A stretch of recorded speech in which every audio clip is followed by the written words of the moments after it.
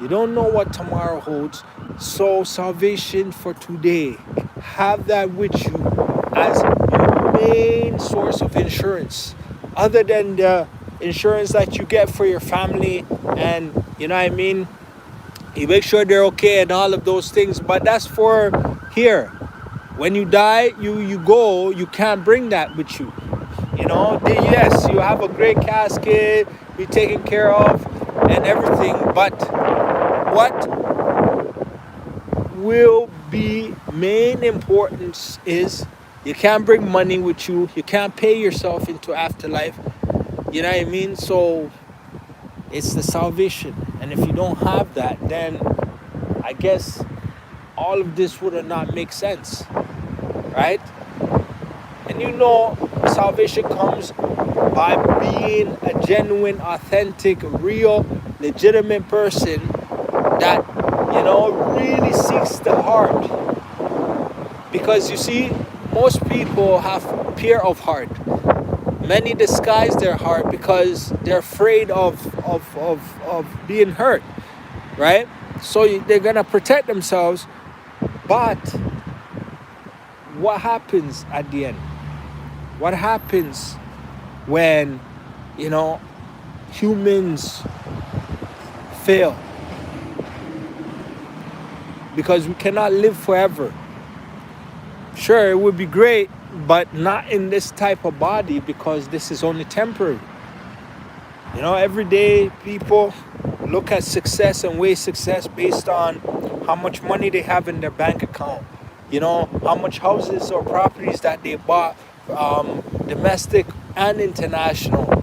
How much high level friends that they have, sophisticated with lots of money just like themselves. That's the way of success. So many will look down on those who don't have and say, well, look, they don't have their life together. They don't have anything together. How come they're able to become successful? How could they be successful? Well, just look. All the prophets, all the people of God, right? 99% of them were average people of average natures, right? They didn't have a lot of wealth. Yes, sure, there was, Solomon, David, King Solomon, like all the other people, but they had spiritual wealth. And the spiritual wealth is what is transcendent and taking place today, right? Because if you look at it, God promised Abraham, right, that he will have so much children upon children that it's going to be as much as the stars. You can't even count it, right? Only God will know that number. But I'm saying, look what's happening now, right? Two sides are fighting, but it's two brothers,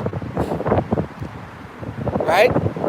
It's two brothers that are fighting, and now it has evolved into different countries, and they're going against each other. And what's going to happen? Who's going to be the negotiator? Because people want land, people want territories.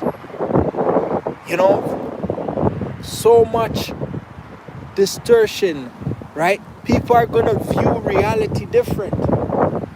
That is why a lot of problems never get solved, because people are not really putting in, the right type of solution.